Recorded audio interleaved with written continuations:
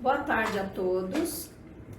Hoje é domingo, dia 23 de novembro de 2025. Somos da Fraternidade Rosa Cruz em Campinas, São Paulo, Brasil. Essa é a 249ª reunião de estudos da Fraternidade Rosa Cruz, do conceito Rosa Cruz do Cosmos, uma obra básica e maravilhosa dos ensinamentos Rosa Cruzes, onde nesse novo modelo de estudos detalhamos apenas terminologias Rosa Cruzes utilizadas no texto sob estudo. Isso a fim de tornar mais fácil a sua compreensão e ao mesmo tempo solidificar os nossos conhecimentos da filosofia Rosa Cruz. Seguindo o livro, o assunto de hoje está no capítulo 15, Cristo e sua missão, especificamente na parte Jesus e Cristo Jesus, onde hoje estudaremos a terminologia Rosa Cruz, o ser humano Jesus, abordando então quem é Jesus para a Fraternidade Rosa Cruz. Para a elaboração desse trabalho foram consultados o livro Conceito Rosa Cruz do Cosmos, o site da Fraternidade Rosa Cruz de Campinas, mais especificamente nos estudos de Corine Line, no livro O Maravilhoso Livro das Épocas, e também o panfleto A Aura Protetora, que esse também nós temos no nosso site. Então, nós daremos início à nossa reunião de estudos, elevando as vibrações do nosso ambiente, por meio da oração do estudante Rosa Cruz. Oração do estudante Rosa Cruz. Aumenta o nosso amor por Ti, ó Deus, para que possamos servir-te melhor a cada dia que passa. Faze com que as palavras dos nossos lábios e as meditações dos nossos corações sejam sempre agradáveis à Tua presença. Ó Senhor, nossa força e nosso Redentor. Nós vamos passar agora a leitura do texto. Cristo e sua missão. Jesus e Cristo Jesus. Para obter ligeiro vislumbre do grande mistério do Gólgota e compreender a missão de Cristo como fundador da religião universal do futuro, é necessário conhecer primeiramente a natureza exata dessa missão. Incidentalmente, conheceremos a natureza de Jeová, a cabeça das religiões de raça, como o taoísmo, budismo, hinduísmo, judaísmo, etc., e a identidade do Pai, a quem Cristo, em tempo próprio, entregará o reino. No credo cristão se encontra esta sentença: Jesus Cristo, o unigênito Filho de Deus. Para a generalidade dos seres humanos, estas palavras se reportam a certa pessoa aparecida na Palestina há uns 2000 anos, de quem se fala como Jesus Cristo, um indivíduo somente. O unigênito Filho de Deus. É um grande erro. Nessa sentença é caracterizado três seres bem distintos e diferentes. É da maior importância que o estudante compreenda claramente a natureza desses três grandes e exaltados seres, enormemente diferentes em glória, mas que merecem nossa mais profunda e devotada adoração. Rogamos ao estudante que observe o diagrama 6. Notará que o único gerado, o Verbo, de que fala São João, é o segundo aspecto do Ser Supremo. Unicamente esse Verbo foi engendrado por seu Pai, o primeiro aspecto, antes de todos os mundos. Sem ele, nada do que foi feito se fez, nem mesmo o terceiro aspecto do Ser Supremo, que procede dos dois aspectos anteriores. Portanto, o único engendrado é o exaltado Ser, que está além de todo o universo, salvo unicamente o aspecto poder daquele que o criou. O primeiro aspecto do Ser Supremo concebe ou imagina o universo antes do começo da manifestação ativa, incluindo os milhões de sistemas solares e as grandes hierarquias que habitam os 6 planos cósmicos de existência além do 7º, o campo da nossa evolução. Esta força também dissolve tudo que se tem cristalizado, sem mais possibilidade de ulterior crescimento. Quando chega o final da manifestação ativa, ela reabsorve em si mesma tudo que existe, até o alvorecer de outro novo período de manifestação. O segundo aspecto do Ser Supremo se manifesta na matéria como forças de atração e coesão, lhe dando a capacidade de se combinar em várias classes de formas. Esse é o Verbo, o Fiat Criador. Modela a substância raiz cósmica primordial, de modo semelhante ao que produz as figuras geométricas, por meio de vibrações musicais. Como antes se indicou, o mesmo som originando sempre as mesmas figuras. Assim, o grande e primordial Verbo trouxe à existência, em sutilíssima matéria, todos os diferentes mundos e suas grandes e indeterminada quantidade de formas que, desde esse tempo, foram copiadas e trabalhadas em pormenores pelas inúmeras hierarquias criadoras. Entretanto, o Verbo não podia fazer isso antes do terceiro aspecto do Ser Supremo preparar e despertar do seu estado normal de inércia a substância raiz cósmica, pondo os inumeráveis átomos inseparáveis a girar em seus eixos, colocando esses eixos em diferentes ângulos, uns em relação aos outros, e dando a cada estrutura atômica diferente grau de vibração. Os diferentes ângulos de inclinação dos eixos e as intensidades vibratórias permitem às substâncias raiz cósmicas formar diferentes combinações. Tais combinações constituem a base dos 7 grandes planos cósmicos. Havendo diferentes inclinações dos eixos e diferentes intensidades vibratórias em cada um desses planos, as condições e contribuições de cada um dos planos são diferentes das de qualquer outro, em consequência da atividade do único engendrado. O Pai é o mais elevado iniciado da humanidade, do período de Saturno. A humanidade ordinária daquele período pertencia aos que são agora os senhores da mente.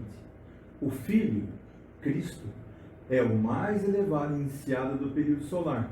A humanidade comum deste período pertencia aos que são agora os arcanjos. O Espírito Santo, Jeová, é o mais elevado iniciado do período lunar. A humanidade comum desse período pertenciam os que são agora os anjos. Esse diagrama 14 mostra também quais eram os veículos dessas diferentes ordens de seres. Comparando com o diagrama 8, ver-se-á que seus corpos ou veículos, indicados por retângulos em negro no diagrama 14, correspondem aos globos do período em que foram humanos. É sempre assim, pelo menos no relativo às humanidades ordinárias.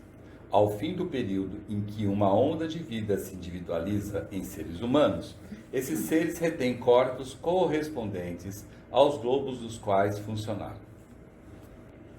Por outra parte, os iniciados desenvolvem veículos superiores para eles mesmos. Deixam de usar os veículos inferiores quando obtêm a capacidade de empregar um veículo novo e superior.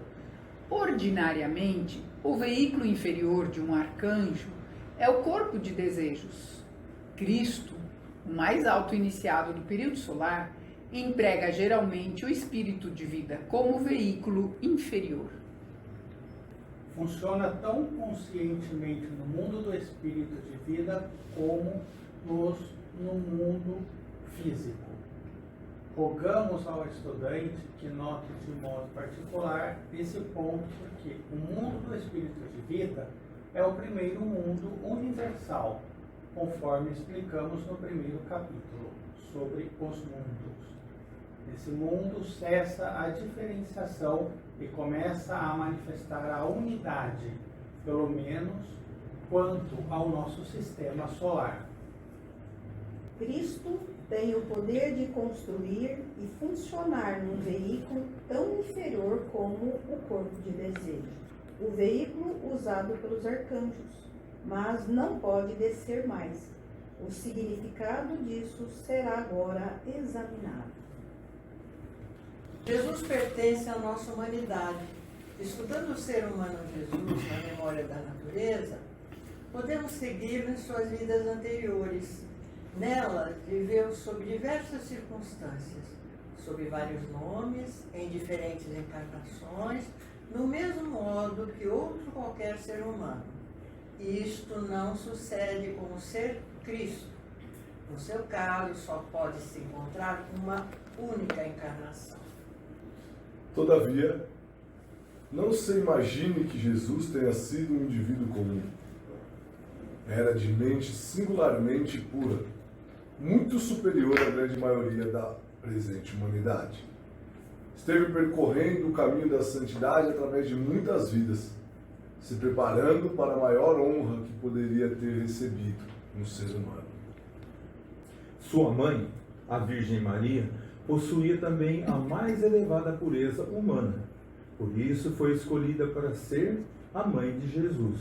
O pai, José, era um elevado iniciado, capaz de realizar o ato de fecundação como um sacramento, sem nenhum desejo ou paixão pessoal. Em consequência, o formoso, puro e amoroso Espírito, conhecido pelo nome de Jesus de Nazaré, veio ao mundo num corpo puro e sem paixões. Esse corpo era o melhor, o mais perfeito que se podia produzir na terra. A tarefa de Jesus nessa encarnação era cuidar e desenvolver o seu corpo até o maior grau de eficiência possível para o grande propósito a que devia servir. Jesus de Nazaré nasceu mais ou menos no tempo indicado pela história, e não no ano 105 a.C., conforme indicam algumas obras ocultistas. O nome Jesus era comum no Oriente. O iniciado chamado Jesus viveu no ano 105 a.C.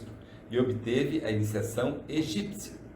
Não foi Jesus de Nazaré com quem estamos a nos relacionar. O indivíduo que mais tarde se encarnou sob o nome de Christian Rosenkreuz já estava em grau de evolução muito elevado quando nasceu Jesus de Nazaré. Está encarnado atualmente. Seu testemunho, assim como o resultado das investigações diretas de outros Rosacruzes, concorda em que o nascimento de Jesus de Nazaré teve lugar no princípio da era cristã, na data que geralmente se atribui. Nós vamos então agora estudar o nosso termo Rosa Cruz de hoje, Jesus. Jesus, como nós vimos no texto, é um ser humano, ou seja, é um ser que pertence à nossa onda de vida, a onda de vida humana. Isso quer dizer que ele tem todos os corpos e veículos que cada um de nós temos. Lógico que Jesus não é um ser humano comum. Provavelmente, ele é o ego, ou seja, o espírito virginal da onda de vida humana, manifestado aqui, mais avançado de toda a humanidade. Estudando então o ser humano Jesus na memória da natureza, podemos segui-lo em suas vidas anteriores, renascido aqui inúmeras vezes. Nesse renascimento, como Jesus tinha construído e desenvolvido corpos mais próximos da perfeição do que qualquer outra pessoa. E por que ele conseguiu isso? porque esteve percorrendo o caminho da santidade. E o que é esse caminho? Nada mais é do que o que conhecemos como caminho de preparação e o subsequente caminho da iniciação. E ele o fez através de muitos renascimentos aqui, preparando-se para a maior honra que poderia ter recebido um ser humano. Vamos ver agora a genealogia de Jesus segundo São Mateus. É claro que São Mateus não quis mostrar todos os renascimentos de Jesus. Afinal, só olhando aqui, dá para perceber que houveram muito mais. Aqui cabe uma advertência. Há que se tomar muito cuidado em interpretações usando o significado dos nomes aqui expostos. Isso devido a dificuldades de grafia, o que pode levar à chance de fantasiar. Sugerimos, então, não perder tempo, nem tentar e nem ler. Agora, uma coisa é fato, dentre várias coisas que São Mateus quis ensinar aqui, da parte esotérica com S, né? Podemos ver alguns exemplos. Muitos outros nós podemos ter também, mas vamos hoje nos ater a apenas 2, devido ao nosso tempo, que é limitado. Então, o primeiro é que reparem como alguns grandes iniciados forneceram corpos para vários egos e por meio disso possibilitaram que Jesus pudesse chegar ao nível de proximidade da perfeição do seu corpo denso. Exemplos sublinhados aqui como Davi, Salomão, Jeconias e Zorobabel. O segundo é uma dica, é para estudarmos a vida e os acontecimentos de alguns desses nomes, como Davi, Salomão, Jeconias, Zorobabel e outros na Bíblia, e aprendermos a evolução espiritual deles, para se ter mais exemplos. Por exemplo, nós temos Salomão, o rei Salomão, que foi o 3º rei dos judeus. E Salomão foi Jesus em um renascimento anterior. Sabemos que ele desempenhou um papel importante na história sagrada. Foi ele que planejou erguer o Templo de Jerusalém, e que é conhecido também como Templo de Salomão, sob a direção de Hiram Abif, que foi um dos renascimentos de Lázaro, e hoje está renascido como Christian Rosenkreuz. Salomão é autor de 2 salmos, também dos livros dos Provérbios, do livro do Cântico dos Cânticos, todos eles incluídos na Bíblia Sagrada. Esses livros são famosos por causa da profunda interpretação esotérica, aqui esotérica com S, que eles guardam e que estudamos também na Fraternidade Rosa Cruz. Foi também Salomão que Deus Jeová apareceu a ele em sonho para pedir qualquer coisa que quisesse que ele o daria. Foi então quando Salomão pediu sabedoria e conhecimento para discernir entre o bem e o mal. Outro exemplo aqui foi Davi, nascido em Belém e que foi pai de Salomão. Ele é uma figura com lugar também especial na Bíblia, descrito como um guerreiro, músico e profeta, a quem Deus escolheu para ser o 2º rei de Israel. A história de Davi é uma das mais detalhadas, mostrando a sua fé, coragem e também as suas falhas. Ele foi escolhido por Deus pelo seu coração e caráter. Passou por muitas provas. Davi também é autor de muitos salmos que estudamos no livro dos Salmos na Bíblia. Então vamos agora relembrar alguns fatos sobre Maria, a mãe de Jesus, a Virgem Maria. Lembremos que Maria possui o maior nível de pureza já alcançada. Ela é também uma elevada iniciada. Com esse alto desenvolvimento espiritual, ela convive cotidianamente com seres celestiais, como anjos e arcanjos. Ela, né, Maria, tem a capacidade de realizar uma imaculada concepção. E o que isso quer dizer? Que ela tem a capacidade de gerar um corpo denso imaculado. E por quê? Porque ela consegue expressar a imaginação, que é a força criadora, que é a força feminina da criação, da maneira mais perto da perfeição no ato gerador.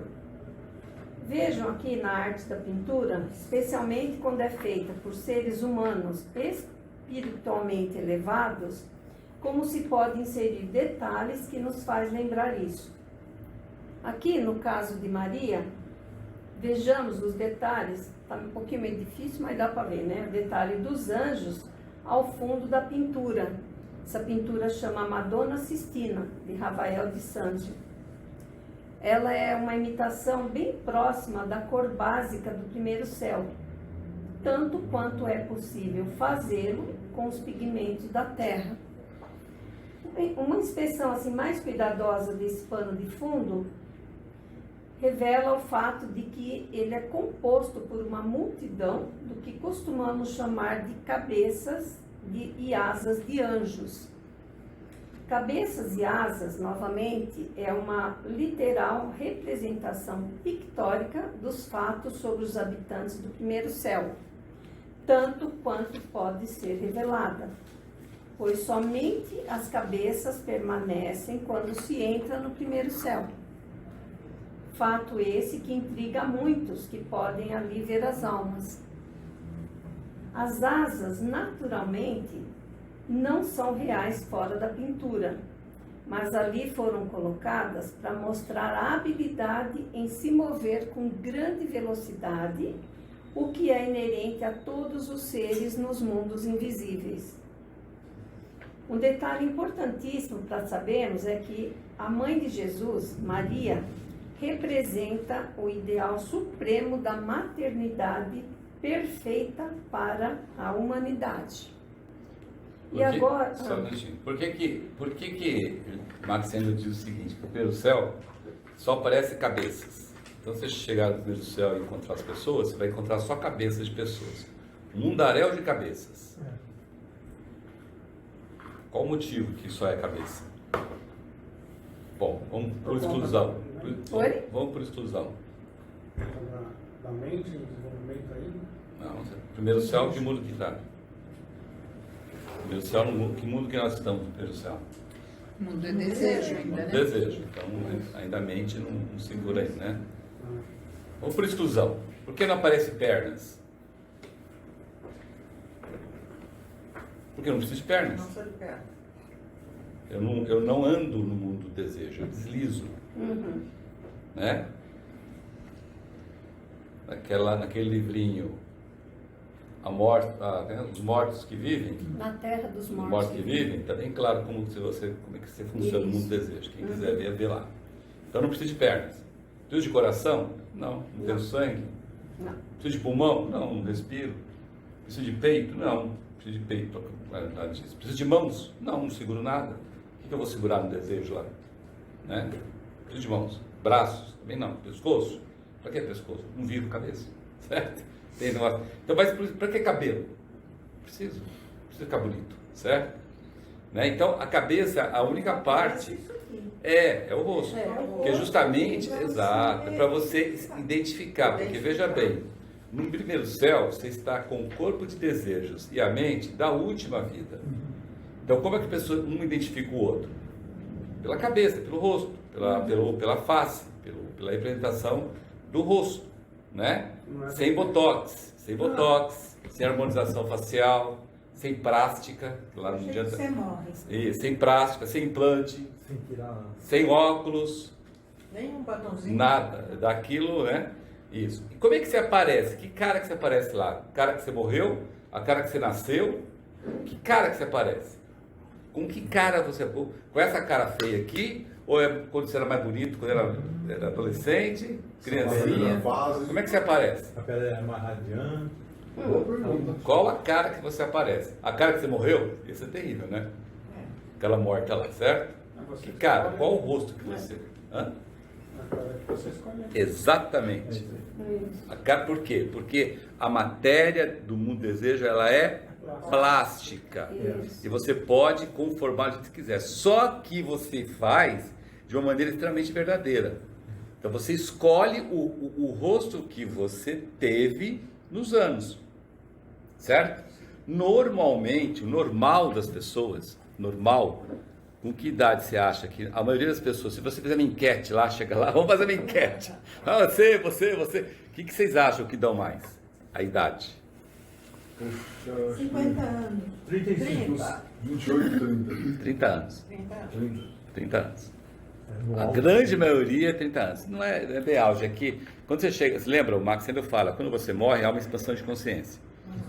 Né? Já no purgatório, imagina no primeiro céu. Né? Se no purgatório já expande a consciência, no primeiro céu então, segundo céu, terceiro céu até quase infinita, certo? Né? Então, você escolhe o rosto que você teve quando você chegou à plenitude da vida, certo? Já despertou tudo despertar, já nasceu tudo que nascer, então em torno dos 30 anos. É esse o rosto que você escolhe, por incrível que pareça. Legal. Mesmo que você foi mais bonito aos 50, você escolhe aos 30. Você ainda fica gostando. Mas a gente pode escolher. Você escolhe. Sim. Mas normalmente você escolhe para a expansão de consciência. Né? Você tá focado na consciência e não na beleza física. Mesmo porque ela não tem beleza física, ela está no desejo. Não tem estética. Ah, não tem brinco também, viu? Brinco, batom também não. Não tem bigode, não tem barba, a não sei que você usava barba aos 30 anos. Sem brinco. Sem batom e sem brinco. Agora, então, nós vamos relembrar alguns fatos sobre José, o pai de Jesus. José é também um elevado iniciado. Por essa razão, convive cotidianamente com seres celestiais, como anjos e arcanjos. José tem a capacidade de gerar o melhor e mais puro material para compor um corpo denso, em um ato gerador. E por quê? Porque ele consegue expressar a vontade. Vejam, com Maria era a imaginação, agora com José ele consegue expressar a vontade, que é a força masculina da criação, de maneira também mais perto da perfeição do ato gerador. No caso de José, vejamos agora alguns detalhes na pintura, que é intitulada Casamento da Virgem, também de Rafael de Sanzio, onde pode-se observar uma anomalia semelhante. Reparem que o pé esquerdo de José é o principal destaque na imagem. E se contarmos seus dedos, veremos que são 6. Não tenta contar agora não, que não dá para contar, que está bem tá bem longe. Os 6 dedos do pé de José, Rafael aqui ele quis nos mostrar que José possuía um sexto sentido, faculdade que é despertada pela iniciação. Olha que lindo, né? Como elevados iniciados, José e Maria são capazes de realizar o ato de fecundação como um sacramento, sem nenhum desejo ou paixão pessoal. Ou seja, o ato sexual é feito como um sacro ofício, somente quando se faz necessário garantir um corpo denso a um ser até mais elevado do que os dois, como no caso o de Jesus. Em consequência disso, o formoso, puro e amoroso espírito conhecido pelo nome de Jesus de Nazaré veio ao mundo num corpo puro e sem paixões. A tarefa de Jesus nesse renascimento era cuidar e desenvolver o seu corpo até o maior grau de eficiência possível para o grande propósito a que devia servir. Jesus surgiu do povo comum. Não foi um levita, classe para quem era uma herança, o sacerdócio. Ainda que não surgisse de uma classe de instrutores, seus ensinamentos foram superiores aos de Moisés. Simples, né? Agora, nós vamos ver algumas características principais dos corpos de Jesus e que ele utilizou nesse renascimento, como Jesus de Nazaré, até os seus 30 anos de idade. O corpo denso de Jesus é o mais puro e mais perto da perfeição já produzido por um ser humano. Logicamente, foi sendo melhorado por séculos e séculos de renascimentos. Um cuidado, claro, já que tinha muito material do corpo denso que tomamos do pai e da mãe. Foi com a hereditariedade precisamente controlada por vários renascimentos. Como também já sabemos, né, nós estamos aqui na região química do mundo físico, que o corpo denso é predominantemente afetado quando se presta estrita atenção a duas coisas, a higiene e a dieta, né? A dieta de Jesus foi vegetariana. A maior parte da alimentação era de alimentos que crescem ao sol, pois estes contêm maior força solar, ou seja, são alimentos mais puros, com partículas envolvidas por muito mais éter planetário. E o que isso quer dizer? Quer dizer que é necessário muito menos alimento para nutrir o corpo denso e muito menor é a quantidade de resíduos para se eliminar. Sabemos que esse cuidado cria um círculo virtuoso entre nossos três corpos. Um cuidado primaz do nosso corpo denso, que facilita a evolução no corpo vital. E esse conjunto auxilia e controla a evolução do corpo de desejos. E fechando assim, esse ciclo virtuoso retroalimenta a evolução do corpo denso. Agora nós vamos nos ater ao corpo vital de Jesus. O corpo vital de Jesus foi o mais puro e mais perto da perfeição já produzido por um ser humano. Inclusive, porque o corpo vital, nós sabemos, é cópia fidedigna do nosso corpo denso. O corpo denso era perfeito, o corpo vital dele também o mais perfeito, já produzido por um ser humano.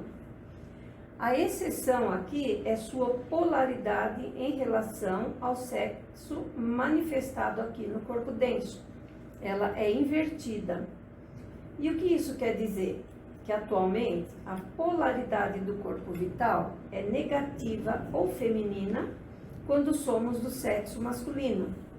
E a polaridade do corpo vital é positiva ou masculina quando somos do sexo feminino. Agora, enquanto trilhando o caminho de preparação e iniciação Rosa Cruz, com o objetivo claro de nos liberar da roda de nascimentos e mortes, aqui nós estamos no processo de ter um corpo vital positivo, independentemente do sexo manifestado aqui. Tudo isso para afirmarmos que o corpo vital de Jesus é positivo, mesmo se expressando em um corpo denso masculino. E qual é o resultado prático disso quando renascido aqui na região química? Um corpo vital positivo como é o de Jesus, onde facilita enormemente a prática do altruísmo. Também é mais sensível às matérias espirituais do que quando o corpo vital é negativo e, portanto, está em contato intuitivo com as vibrações espirituais do universo, mais ideais elevados e uma imaginação muito mais fértil. Já quanto à quantidade de cada éter, o corpo vital de Jesus possui muito mais éteres superiores, ou seja, muito mais éter luminoso e éter refletor, do que os éteres inferiores, ou seja, os éteres químico e o éter de vida. Justamente o inverso de um corpo vital da imensa maioria de nós. Com essa composição, o corpo vital de Jesus se projeta muito mais além do corpo denso. E é também matizado com um conjunto de cores dourada e azul, o que também resulta em um corpo-alma totalmente desenvolvido e apropriado para funcionar conscientemente. Veja ali que o azul é de menor em volume e pode se comparar ao núcleo azul da chama de gás. Já a cor dourada forma a parte maior e corresponderia à parte de luz amarela que rodeia o núcleo azul da citada chama de gás. A cor azul aparece pouco fora do corpo denso e o dourado é mais observado fora. O corpo-alma, dourado manto nupcial de Jesus, é o corpo-alma mais puro e mais perto da perfeição, já construído por um ser humano. Presta atenção numa coisa que ela falou ali, ó. Corpo vital positivo. As mulheres já têm o corpo vital positivo. Isso. Os homens têm corpo vital negativo. Então, as mulheres têm um corpo vital masculino. Os homens têm um corpo vital feminino. Então, se vocês meditarem sobre esse conhecimento que nos passam à frente da cruz, acaba-se qualquer resquício de problemas que vocês trouxeram de vidas passadas e que se chama machismo ou feminismo ou apego ao sexo. Acaba. Entendeu? Porque na verdade você tem os dois sexos dentro de você. Só que você expressa um pelo corpo denso e o oposto pelo corpo vital. Né? E por que tem que ser assim? Porque na realidade sexo tem a ver com forças criadoras. Vontade masculina ou imaginação feminina. E ponto. Não tem a ver com mais nada se não for isso. Entendeu? Só isso, mais nada.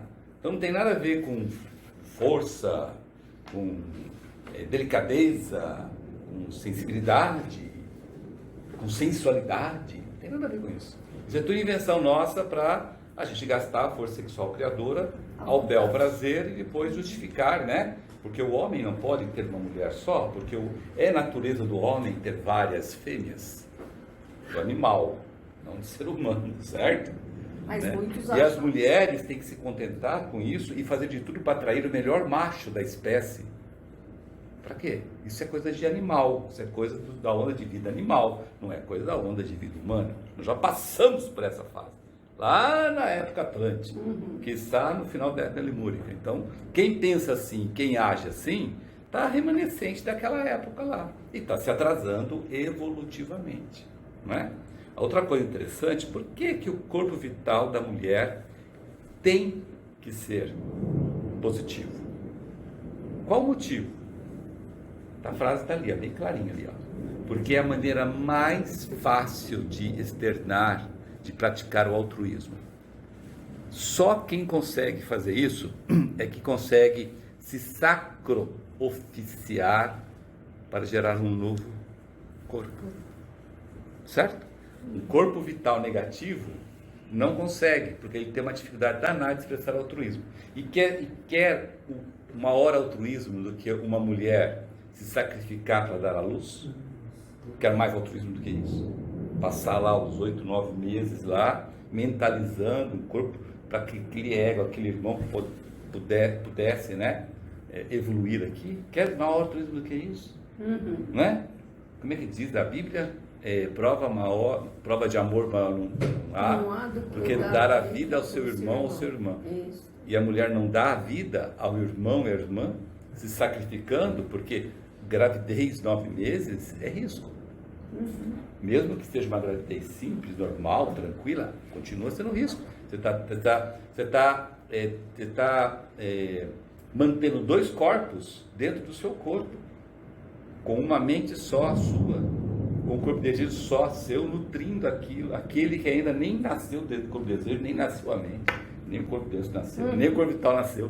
Você está nutrindo tudo aquilo ali, entendeu? Então, por isso que o corpo vital positivo é importante. Agora, eu sempre falo uma coisa. As mulheres, quando você se escolheu nascer aqui com o sexo feminino, você escolheu ter facilidade de se desenvolver espiritualmente muito mais do que os homens. Muito mais do que os homens. Mas muito mais do que os homens. Porque você já tem um corpo vital apropriado para isso. Olha lá. Mais facilidade e contato com as relações espirituais. Os homens têm muito mais dificuldade. Cara, por que não desponta mais sexo feminino como grandes elevados iniciados? E desponta muito mais como elevados iniciados homens. É a questão da corrida do coelho com a tartaruga. Né? O coelho, que no caso é a mulher, é fácil. A hora que eu quiser eu vou. A hora que eu quiser eu vou. É fácil. A hora que eu quiser eu vou, mas nunca vai. Né? Tartaruga, ela vai. Vai. E vai. Devagarzinho. Vai. E chega.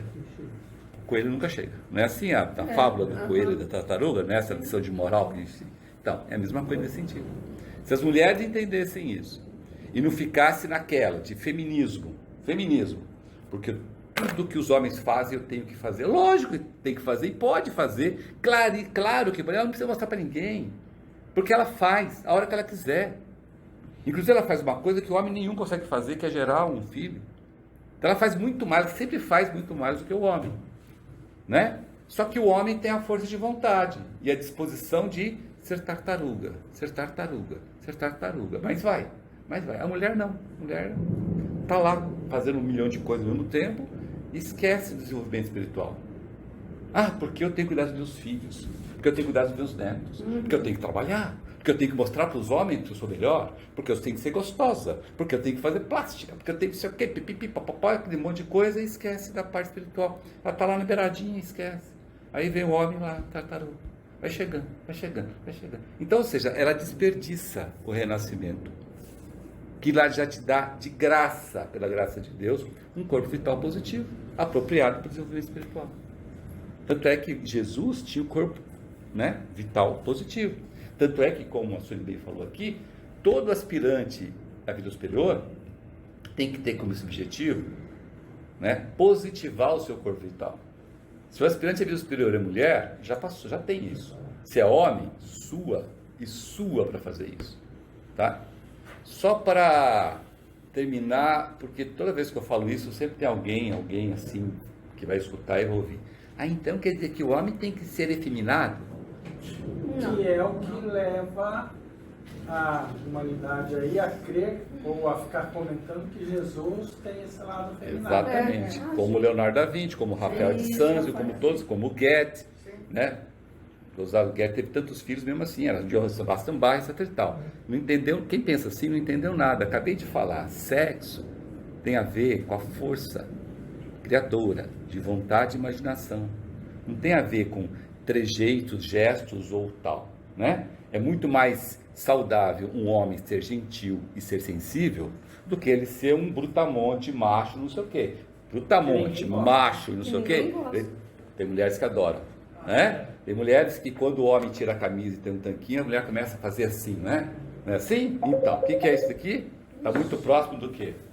Está muito próximo do animal, né? Porque no mundo do desejo não pode, tem que aparecer só o corpo. Imagina a confusão que daria. Aí aparece um saradão lá, a mulherada vai tudo, parece uma mulher bonita, vai tudo atrás. Mas tem uma pergunta. Ótima colocação. Vamos lá. Eu poderia dizer que o corpo de João Batista, ele estaria próximo ao corpo de Jesus? Como, que sentido? Nesse sentido de desenvolvimento de corpo vital positivo? Não, porque isso é bem... Dá para a gente chegar a essa conclusão, porque como é que João Batista morreu? Decapitado. Por quê? Porque ele tinha resgate de vidas anteriores. Jesus não tinha mais resgate nenhum. Então ele não tinha nada. Estava bem longe, vamos dizer assim. João Batista ainda teve que, no próximo renascimento dele, ele alcançou a estado de iluminação. Agora, não é porque ele morreu decapitado que ele não era iniciado, que é uma coisa, outra coisa. Estou falando em desenvolvimento do corpo. Só no próximo. Mas porque teve Paulo, né? Ah, sim, também. Mas aí o próximo degrau, a próxima vida de João Batista, já pode se dizer que ele teve um corpo tão perfeito quanto o de Cristo? Ou não? Não dá para cacifar, porque nós temos livre-arbítrio, né? E o nosso livre-arbítrio faz cada coisa.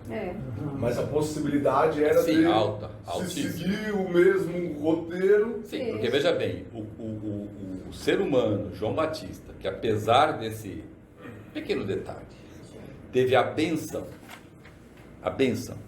de ajudar ao Jesus se retirar do corpo, desejo e mente, corpo, desejos e mente, se retirar, fazer a ligação do cordão prateado, certo? Do Cristo, corpo mental e corpo desejo do Cristo, para tomar posse do corpo denso e vital de Jesus. Ele está presente e ele fazer isso. Nossa, um grande já tinha um belo de uma elevação espiritual. Não ao nível de Jesus. Mas veio. Então, continuando. Segundo na escala. Talvez não. Talvez não, sabe? Tanto é que a Sueli falou um negócio muito interessante. Provavelmente, se ela colocar ali, provavelmente, o maior ser humano. Provavelmente. Nós não chegamos no final do período terrestre. Se hoje tivéssemos encerrado... Se nós estivéssemos no finalzinho da 7ª revolução do período terrestre, talvez não teria tempo de um outro alcançar. Mas nós estamos só na metade da 4ª revolução. Tem a tartaruga. Isso, mas hoje, por exemplo, Jesus seria o que foi Cristo para os arcanjos, que foi Jeová para os anjos. Se nós estivéssemos no final da 7ª revolução. Até lá ainda tem chão. O João Batista, ele presenciou ou ele agiu? Não, ele agiu. Ele agiu. Ele foi o agente. Ele que fez toda a coisa. Ele foi o líder do processo. Exato. Bom, e quando a gente... Como eu falei anteriormente do corpo-alma, né? Do lado nupcial de Jesus, foi o mais puro e mais perto da perfeição já construído por um ser humano. O que isso quer dizer, então? Que o corpo-alma de Jesus o ajudou a acessar os mistérios, sem a necessidade de livros. Ele, assim, teve acesso à sabedoria mais do que tudo que está escrito nos livros do mundo. Por isso que quando você trabalha com o corpo-alma do lado de lá como auxiliar invisível, você consegue curar as pessoas. Porque você acessa direto aonde está o problema, onde está a cura. Isso tem que fazer porque o corpo vital dele positivou. Sim, também. Isso um conjunto, né? Porque ele teve todos os quem tem corpo-alma consciente já tem corpo vital positivo. Aí eu vou falar dos outros corpos depois, tá bom? Bom, agora vamos falar então do corpo de desejos de Jesus. Então, Jesus possuía um corpo de desejos o mais puro e mais perto da perfeição já produzido por um ser humano. O corpo de desejos de Jesus era composto predominantemente de delicadas matizes de ouro, azul, rosado, verde claro e branco deslumbrante. O corpo de desejo de Jesus se estendia a mais de 40 centímetros além do corpo denso dele. Os vórtices eram fontes de energia irradiante, vivificando cada átomo do corpo denso e do corpo vital. Ou seja, não eram como redemoinhos, que é o que tem a maioria das pessoas atualmente. Os vórtices do corpo de desejos de Jesus se moviam na mesma direção dos ponteiros dos relógios, brilhando de forma esplendorosa, sobrepujando muito a brilhante luminosidade do corpo de desejos de uma pessoa comum. Esses centros forneciam a Jesus meios de percepção clara e perfeita no mundo do desejo. Mais uma vez, o que isso quer dizer? Que ele via e investigava o que queria e precisava perfeitamente em todas as regiões do mundo do desejo. Ou seja, fazia isso totalmente consciente. E tudo isso resultava, então, em um total controle dos seus desejos, dos seus sentimentos e das suas emoções. Agora nós vamos analisar o corpo mental de Jesus. Jesus construiu o mais puro e mais perto da perfeição corpo mental, já produzido também por um ser humano. Notem que a gente está falando que não era um veículo mente, mas como a maioria de nós temos, né? Era um corpo mental. Qual a mente? Oi? Esse ser Jesus. Então, A mente de Jesus? A mente de quando? Ela falou corpo mental. Não. é um corpo mental. Ele tem um corpo mental. Nós temos o veículo mente. Até os 30 anos. Isso. Até os 30 anos é um corpo mental. Já tinha corpo mental. Aham. Porque ele é elevado, altamente iniciado. Sim, já era iniciado. E assim, era um corpo mental singularmente puro, muito superior à grande maioria da nossa presente humanidade, já que a imensa maioria tem somente um veículo mente, extremamente primitivo. O fato de se ter um corpo mental garante total emancipação da escravidão do desejo, ou seja, pensa-se sem desejar. Isso resultava a Jesus um autocontrole ou autodomínio perfeito. Ou seja, sua mente não estava limitada pelos desejos, nem submersa na egoísta natureza inferior. Daí a facilidade de exercer o domínio próprio. Sua mente abstrata era de uma realidade com a qual ele trabalhava totalmente consciente. E juntando com a sua mente concreta, formava o seu corpo mental maravilhoso. As faculdades poderosas, a mente e o coração, foram unificados na vida de Jesus. E nós estamos aqui buscando isso, né? Unir mente e coração, né? Esse detalhe que nós temos, que é o corpo de desejos mesclando com o corpo mental. Não, com a mente. Com a mente, Com a mente. com a mente, ele não tinha. Não, porque ele alcançou. Para você ter o corpo mental, você já emancipou o desejo. Já. Tem como. Impossível você ter corpo. Por isso que tem muito estudante da Cruz que, quando vai descrever corpos do ser humano, bota corpo mental. Mentira. É veículo mente. Uhum. Quem escreve corpo mental é que não sabe o que é corpo mental. O dele era separado. Não era separado. Não era Quem é separado. separado? Por que era separado? Não, Por separado que é assim, separado? imaginando que nós somos, o nosso corpo de desejos, ele interlaça. Não. O corpo de desejos de Jesus, ele interlaça o corpo mental. Os corpos são todos concêntricos. Um está dentro do outro. Perfeito. A diferença é que não há dependência. Isso. Tá? Tipo assim, Ele tinha autocontrole. eu penso sem desejar. Uhum. Eu consigo pensar sem desejar. Que é a diferença nossa. Diferente da gente. Como a gente sonha. Quando a gente sonha, a gente pensa sem desejar. Quando a gente sonha. Certo? A gente só não pensa quando desejar, quando sonha, quando tem pesadelo. E quando tem aqueles sonhos maravilhosos. Mas quando você tem sonhos proféticos, ou quando você trabalha do lado de lá como auxiliar invisível, você pensa sem desejar. Porque se você pensar como desejar, você não cura. Imagina se você pensar como desejar, vendo lá uma barrigada aberta. Você desmaia. Desmaia, não sei nem como é que desmaia espiritualmente. Não, volta correndo. Volta pro corpo, correndo né? pro E corpo. leva um tombo, às vezes, da cama, né? Pode Que ser. é o quê? Quando você faz exercícios esotéricos sem o devido cuidado, Marcos ainda fala isso nos iniciados, você volta, você pode cair da cama, você sua, você não sei o quê. Aí você fala, nossa, evoluindo, está evoluindo não, você está se borrando todo, porque você não sabe o que está fazendo. Está regredindo. Né? Tomar cuidado com isso. E, como em qualquer mente, é dividido em 3 mentes ou memória. Olha o acesso Só dele às que 3 mentes. com grandes Legal. diferenças no grau de evolução. A memória voluntária ou mente consciente de Jesus fornecia a ele uma perfeita percepção dos 5 sentidos. Ou seja, ele enxergava, não só via, e ele escutava, não só ouvia. Isso. Certo?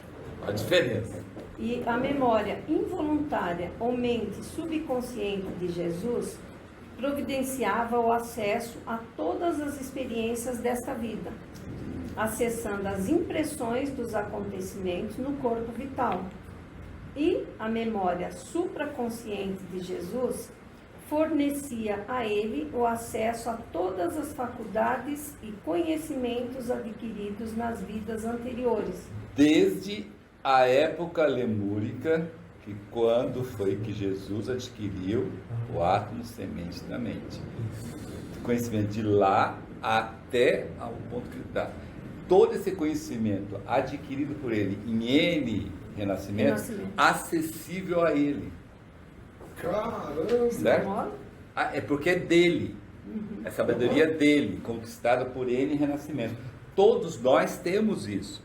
É que graças a Deus nós não temos acesso. Porque se tivesse acesso, nós íamos escrever livros, nós íamos ganhar dinheiro, nós íamos ser famosos, e a gente ia praticar magia negra e ia pôr sobre da lua. Então por isso que nós não temos acesso. Ainda que às vezes essas faculdades e conhecimentos que ele tinha só latentes na presente vida através do registro indelevelmente gravado no seu espírito de vida. Olha que interessante, né? Bom, agora nós vamos detalhar um pouquinho a aura de Jesus, que a aura todos nós temos, né? Jesus possuía a aura mais pura e mais perto da perfeição já produzida por um ser humano. E sabemos que a aura, ela é composta dos materiais etéricos que especializamos da região etérica do mundo físico no nosso corpo-alma. Também dos materiais de desejos, emoções e sentimentos que especializamos no mundo do desejo no nosso corpo de desejos. E também dos materiais de pensamentos que especializamos no mundo do pensamento na nossa mente. Cada aura tem uma cor básica. A cor... Pergunta? Pode. Só porque você está falando, eu sempre tenho essa dúvida. Aura e corpo-alma é a mesma coisa? Quando a gente fala em aura, nós estamos falando da iluminação do corpo-alma? Não. Não. Aura é produto do nosso trabalho, dos nossos corpos, enquanto nós estamos renascidos. Corpo-alma é o nosso produto de reduzir a quantidade de éteres inferiores e aumentando enormemente a quantidade de éteres superiores, de modo a construir esse novo veículo. A corpo-alma é um veículo que vai se transformar num corpo. A aura não.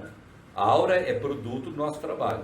Quanto mais desejos, emoções, sentimentos superiores eu tiver, quanto mais pensamentos, formas eu me formar nesta vida com material da região do pensamento abstrato, e quanto menos éter químico e de vida eu usar, privilegiando o uso do éter luminoso e refletor, maior é minha aura.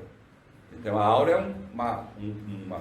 um conjunto, é o produto de um conjunto, né? Corpo-alma não, corpo-alma são dois éteres diferentes. Tá? A aura, nós vamos ter aura desde agora aqui no terrestre até o período de Vulcano, nós vamos ter aura. Porque toda vez mas nem não é, por exemplo, a iluminação do corpo vital, não, é um conjunto todo. É um conjunto todo. Isso. Hoje a aura em volume ela é maior do que o corpo vital, do que o corpo-alma, desculpa, hoje. Em volume. Então, quando você ouve em alguns estudos, que não são da Fraternidade Rosa Cruz, falar, medir a aura, ver a iluminação da aura, é o mesmo conceito de aura que nós temos. É o mesmo conceito, mas é impossível medir a aura. Porque para você medir a aura... Ok, mas o conceito é o mesmo. O conceito de aura é a mesma coisa. É a mesma coisa, mas não... Tá bom. Bom, então, cada aura tem uma cor básica. A cor, contudo, vai variar continuamente de acordo com o estado emocional de cada pessoa. Então, olha que interessante. Se nos poluímos atraindo ao nosso corpo vital somente maus hábitos ou repetições de coisas ruins, ou se poluímos o nosso corpo de desejos somente com desejos, emoções e sentimentos inferiores, tais como medo, angústia, raiva, ódio, ciúmes, inveja, fofoca, maldade, etc. E se também poluímos a nossa mente somente com ideias e pensamentos forma, tais como de maldades, ruindades, temor, violência, etc., nossa aura não nos protegerá. E também ela será de cores lodosas, como por exemplo, marrom escura, cinza escuro, azul lodoso, e também vai exalar um cheiro muito ruim. Normalmente de enxofre. De enxofre. Então, o povo que tem o espírito de raça, que é uma nuvem, vamos dizer assim, é uma aura. Então, Não, aí é material de desejos. Aqui é só material de Só desejo. desejo, ele não tem aura. Reflete na aura dele. Por exemplo, mas... numa turba, que é uma multidão, né? A quantidade de material de desejo tem uma cor predominantemente vermelha. As auras dessas pessoas vão estar tonalizadas por vermelho, porque está ligado a desejos, emoções e sentimentos interiores. Predomina essa cor na aura, entendeu? Isso, entendi. Não é essa. Não, isso é material de desejo. De desejo só, não é o de cada um individual. Não. Tá. A filosofia Rosa Cruz, ela nos ensina a formar uma aura protetora, perfeitamente invulnerável contra qualquer influência maléfica que lhe seja consciente ou inconscientemente dirigida.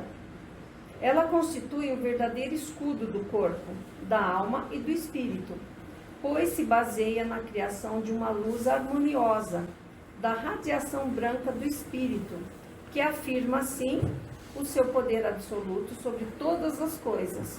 E como nós já sabemos, nada pode atacar a luz. E como já vimos também, já lemos várias vezes, contra a luz, as trevas não prevalecem. Então, cada um de nós tem que fazer aí o seu escudo, né? A sombra ataca a luz ou Não. Não. Só se você se igualar à sombra, ela já está, aí mas sim. você não tem luz. Aí não está sem luz. A sombra só ataca a luz falsa. É. E a luz falsa chama espíritos sucíferos. É porque normalmente prevalece a sombra, né? A sombra não. A luz. A luz. A não ser que você se ligue nas trevas. É isso. Aí É prevalece a diferente. sombra. E a aura de Jesus era constantemente uma esfera de luz clara e brilhante, o envolvendo, cheia de intensidade e assim o rodeando de proteção. Estava perfeitamente consciente da sua força interior. Obviamente nunca usava para atacar ou para fins pessoais e utilizava sempre para se proteger contra influências psíquicas adversas. Independentemente daquelas que as exercem, tá? Junto a ela também utilizava o fogo da presença de Cristo, que tem infinito poder. A cor da aura de Jesus era formada pela cor dourada, que é natural do raio do Cristo. E lembremos sempre que o tamanho da aura depende do grau de desenvolvimento espiritual de cada um. E uma pessoa que cuida da parte espiritual cristã e sinceramente se compromete com uma linha de evolução também cristã, a aura se estende por alguns centímetros além dos seus corpos. O tamanho da aura de Jesus variava até alguns quilômetros dos seus corpos. Por isso que a mulher que estava sangrando, ela só encostou num pedacinho da veste. Não, aí é com Cristo. É com É Cristo. diferente. Aqui nós estamos falando de Jesus. Estou falando somente de Jesus. Cristo dava uns milhões de quilômetros. Não. Hoje nós estamos nos atendo somente a Jesus. Tá? Jesus. Isso. O que a Eve falou aqui é uma coisa interessante. É muito difícil a gente separar Jesus de Cristo. Por isso que A própria estudo, igreja faz uma por isso que confusão. o estudo aqui fala, vamos falar sobre Cristo. Vamos falar sobre Jeová. Vamos falar sobre Jesus. É justamente para tentar ajudar a gente a não misturar. E vamos falar de Cristo Jesus. Exatamente. Aí é uma linha muito tênue. Mas é muito bonito. Bom, mas é verdade. Então, agora nós vamos relembrar 5 principais eventos esotéricos até os 30 anos da vida desse maravilhoso ser humano, quando renasceu como Jesus de Nazaré. Então são eles: o Sagrado Nascimento, a apresentação no templo, fuga para o Egito, Menino Jesus no templo, e batismo. Então, no primeiro evento, temos o Sagrado Nascimento, que comemoramos já na Noite Santa, a noite mais santa do ano, onde o ego espiritualmente elevadíssimo e a quem foi dado o nome de Jesus, que significa Deus salva, veio viver na terra. Nesse exato momento, as forças espirituais que se concentraram foram tão poderosas que, apesar do transcurso de milhares de anos, continua ressoando em seu eco, em comemoração daquele nascimento. Tais forças eram tão poderosas que os anjos entoaram a famosa frase: glória a Deus nas maiores alturas e paz na terra entre os homens de boa vontade, que nós lemos no Evangelho segundo São Lucas, no versículo 14 do capítulo 2.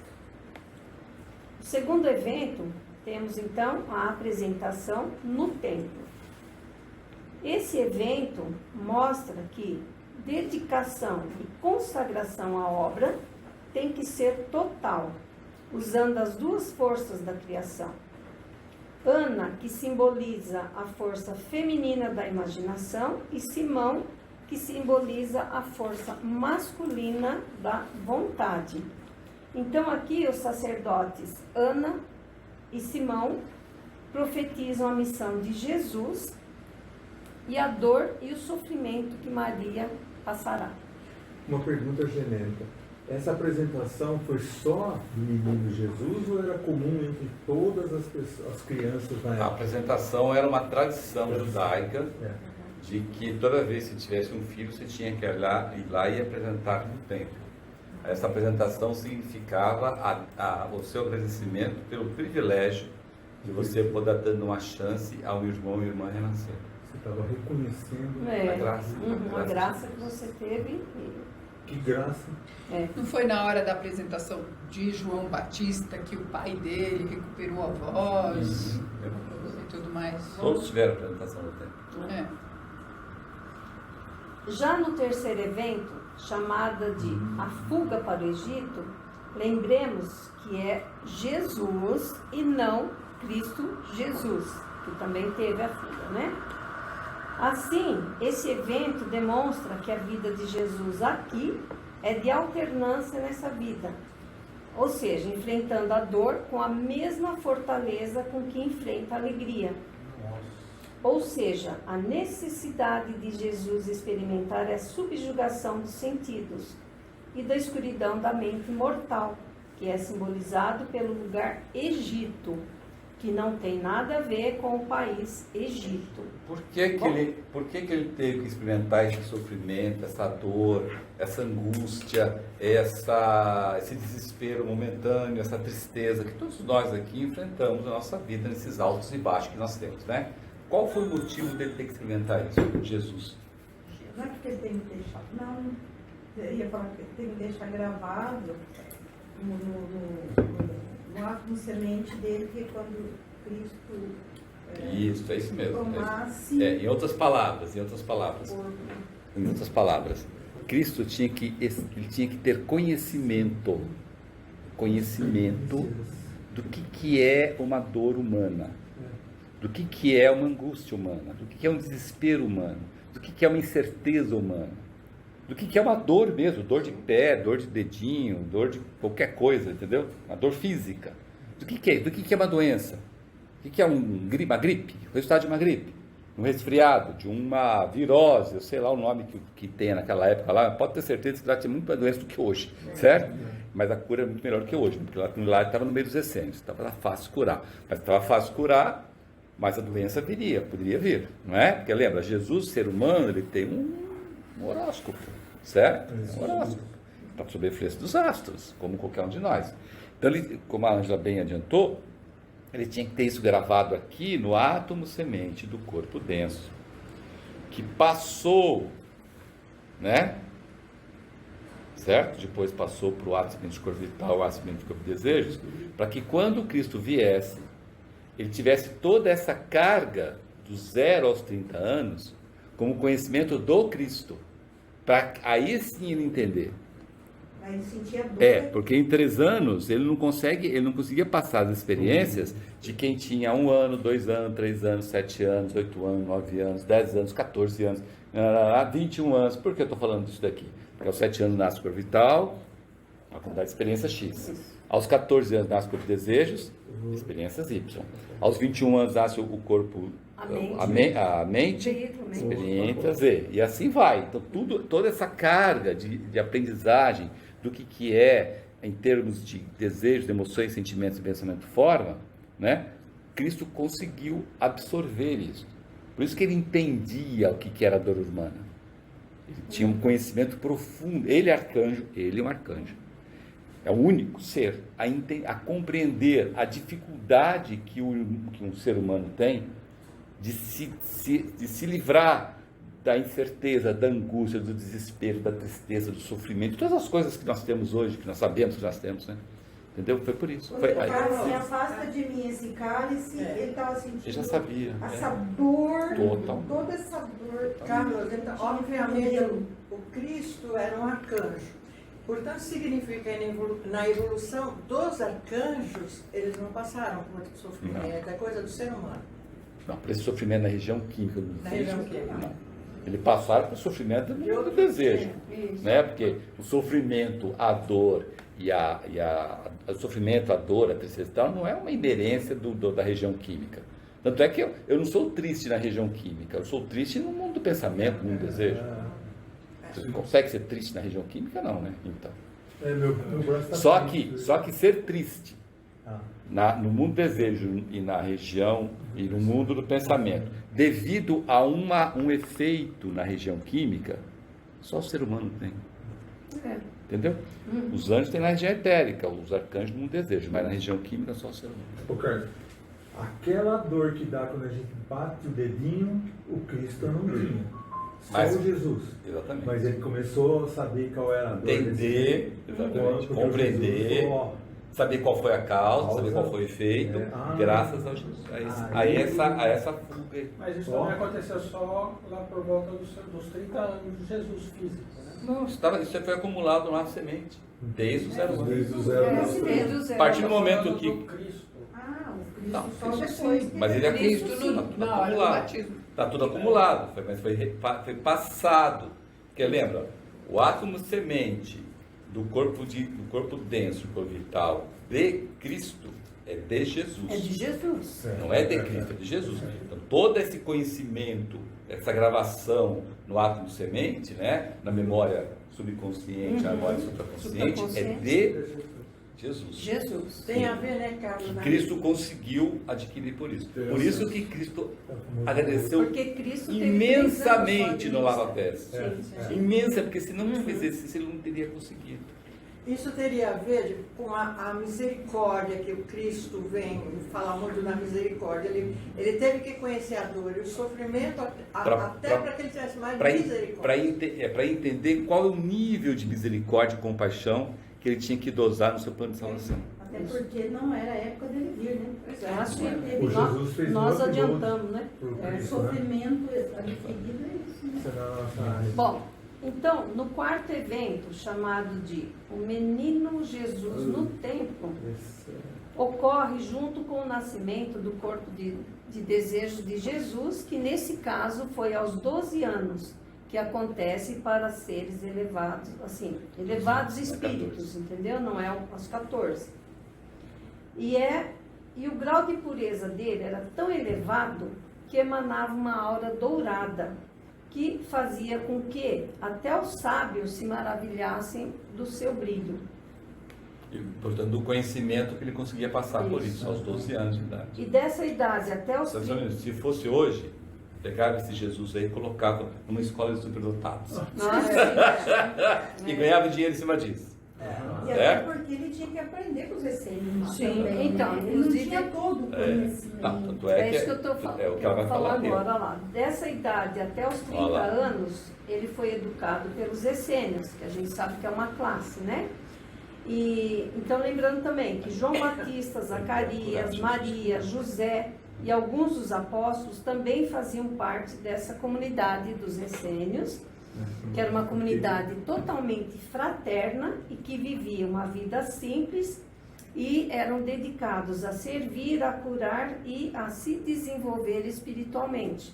Daí essa dieta também vegetariana de Jesus, que os essênios eram vegetarianos, né?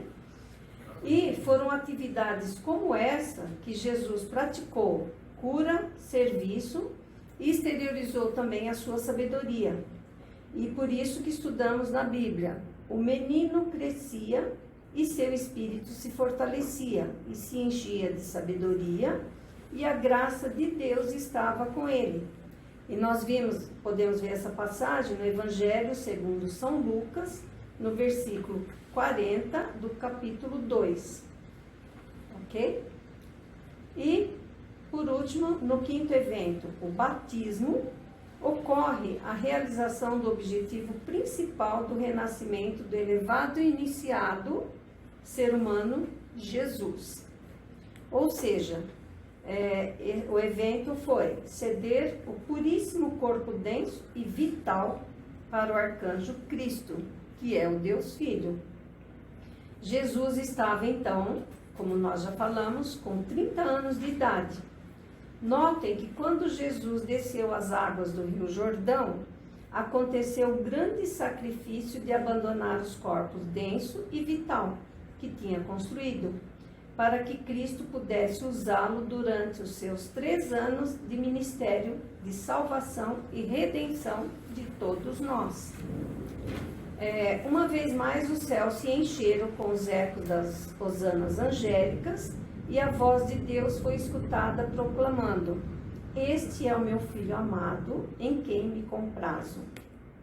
Desde então, Jesus continuou trabalhando nos planos espirituais, especialmente com toda a organização, todo grupo e todo indivíduo que aceita a Cristo como sendo o Salvador do mundo. Até hoje. Até hoje.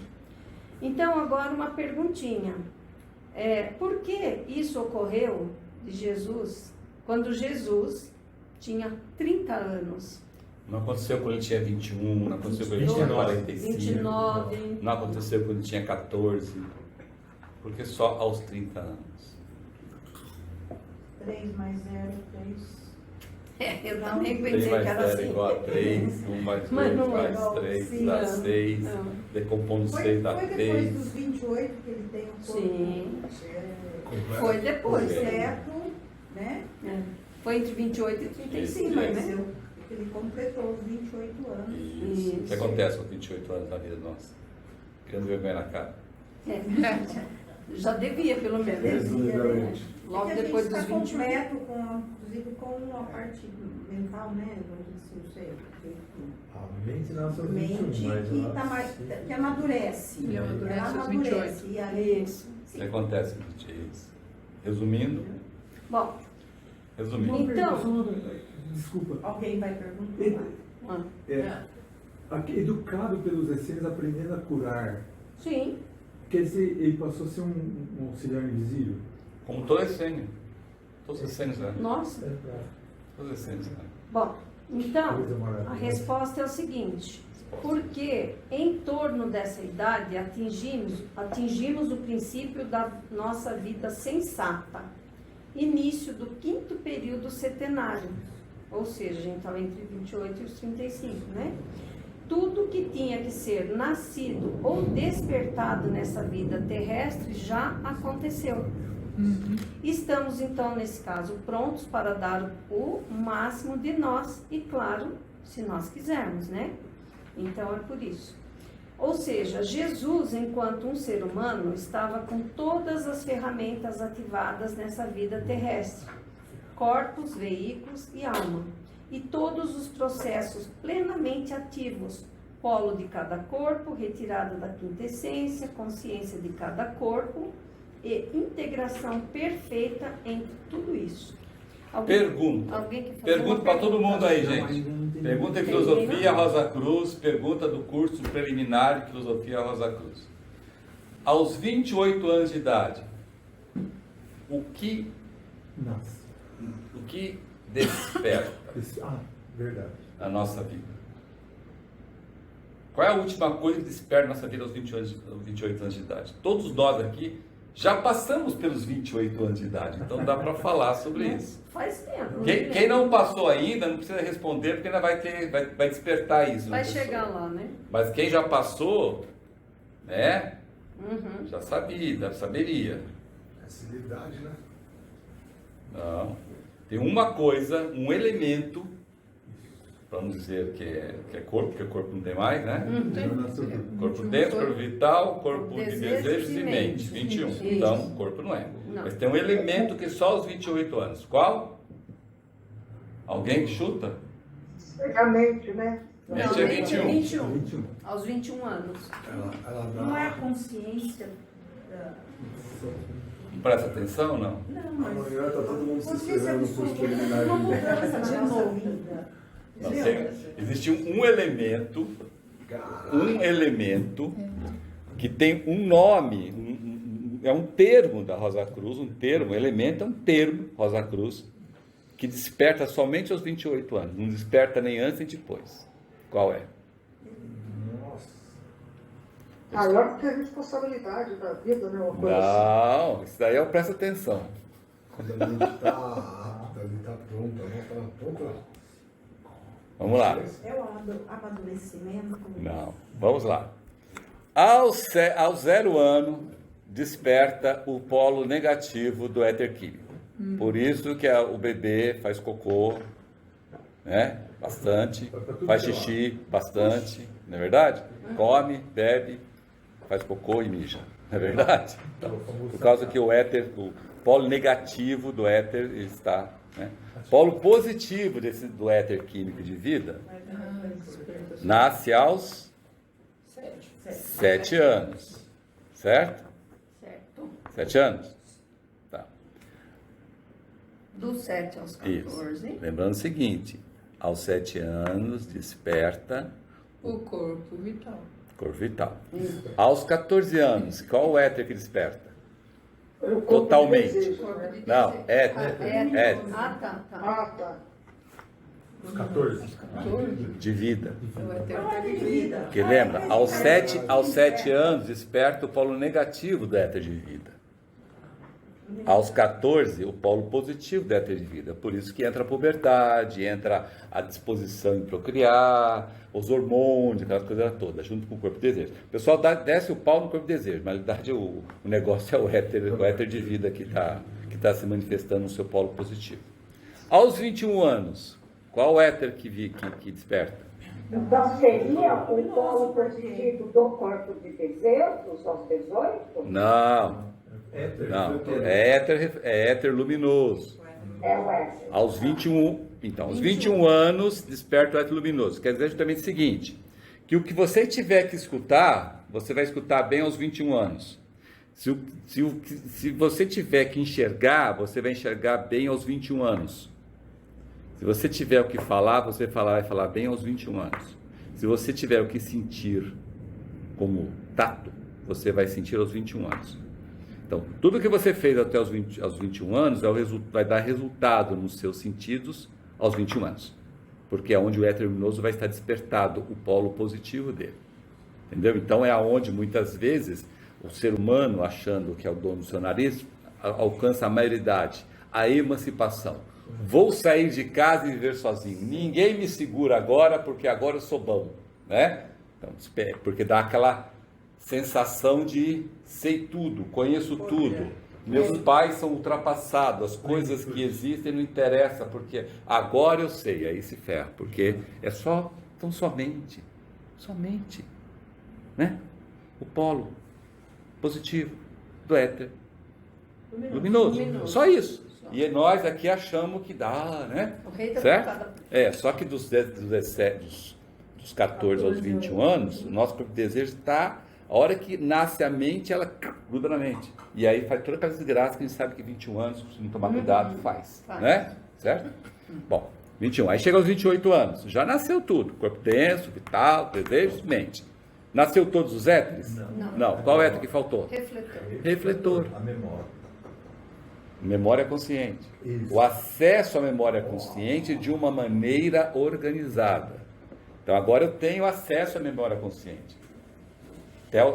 Os outros anos eu também tinha acesso, mas era meio assim, mais do impacto externo do que provavelmente do meu domínio. Aos 28 anos, eu sento e eu tenho todos os elementos que eu preciso para viver bem. Que a maioria não aproveita. A grande maioria não aproveita. Vai aproveitar lá os 40, 50, 60, 70, 80, ou só no purgatório do primeiro céu. Vai lá para o primeiro céu. Então, deveria ser aos 28. Certo? Sim. Então, aos 28 anos, você tem tudo na sua mão. O autodomínio e o autocontrole, se você quiser, aos 28 anos que você consegue. Tudo que você tiver que conseguir como meio de sobrevivência nesta vida, é até os 28 anos. Se você empurrar isso e tentar fazer isso aos 35, 40 e tal, você cristaliza. Você cristaliza. Por isso que a gente começa a ter medo aos 35, 40, 50 e tal, de perder as coisas que a gente acha que é nossa. Coisas físicas, meu filho, minha filha, minha esposa, meu marido, meu carro, minha casa, meu roupa, meu, se ferra, porque começa a dar importância às coisas que não dão importância no momento em que você tinha que se livrar dessas coisas para você subir. Então, a partir dos 28 anos, o apego às coisas materiais te puxa para baixo. Por isso que é difícil você cuidar da parte espiritual, você se dedicar à parte espiritual a partir dos 28 anos, se você não tomar esse cuidado. Se você tomar esse cuidado, né? Então, é bênção de Deus, é muita graça de Deus. As pessoas começarem a cuidar da sua parte espiritual aos 18, aos 21, aos 17, entendeu? Porque quando chega aos 28, a pessoa já chega mais ou menos controlada. Agora, quem vai cuidar da parte espiritual dali para frente, já está atrasado, já vai pegar dificuldades com dificuldades. E é dificuldade. Por isso que tem muita gente que desiste. Entendeu? Porque tem tanta carga, tanta cristalização, tanto puxado para baixo, que ele acaba se sufocando. E começa a dizer aqueles absurdos. Eu vou fazer isso quando eu me aposentar, quando eu criar meus filhos, quando meus filhos casarem, quando eu casar. Tem um monte de bugiganga assim que você vai jogando para frente, porque você perdeu o rumo nos 28 anos. Dá para recuperar? Lógico que dá para recuperar. Ninguém é pau que nasce torto, que morre torto. Quanto à nossa força de vontade, não há quem de nenhuma coisa, nenhum relacionamento pessoal, nem de cima, nem de baixo, nem de baixo, tal, que vai dizer que você não consegue, se você usar a sua força de vontade, né?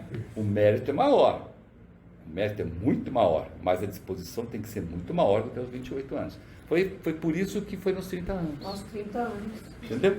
30 anos, Jesus entregou para o Cristo um conjunto prontinho, do melhor que ele pôde fazer. O melhor. Vulgarmente, se diria que uma pessoa aos 28 anos, 30 anos, ele é uma pessoa madura, como se diz. Deveria. Deveria ser, né? Jesus, com certeza. Com certeza, com certeza. O pessoal aí remoto tem alguma perguntinha? Porque nós já vamos encerrar. O que você quer? Tá tudo bem aí? Bom, com isso, então, nós chegamos ao final de mais uma reunião de estudos sobre filosofia Rosa Cruz, onde aprendemos mais sobre o ser humano Jesus, que é um irmão maior, de elevadíssima estatura espiritual, que com seu nascimento abriu os portais desta nova era para todos nós, pois Jesus é o protótipo espiritual ideal da humanidade. Então, nós vamos terminar essa reunião agradecendo a Deus e nos concentrando na oração científica Rosa Cruz. Oração Rosa Cruz. Não te pedimos mais luz, ó Deus, senão olhos para ver a luz que já existe. Não te pedimos canções mais doces, senão ouvidos para ouvir as presentes melodias. Não te pedimos mais força, senão o modo de usar o poder que já possuímos. Não mais amor, senão habilidade para transformar a cólera em ternura. Não mais alegria, senão como sentir mais próxima essa inefável presença, para dar aos outros tudo o que já temos de entusiasmo e de coragem. Não te pedimos mais dons, amado Deus, mas apenas senso, para perceber e melhor usar os dons preciosos que já recebemos de ti. Faze que dominemos todos os temores, que conheçamos todas as santas alegrias, para que sejamos os amigos que desejamos ser, para transmitir a verdade que conhecemos, para que amemos a pureza, para que busquemos o bem, e com todo o nosso poder possamos elevar todas as almas, a fim de que vivam em harmonia e na luz de uma perfeita liberdade.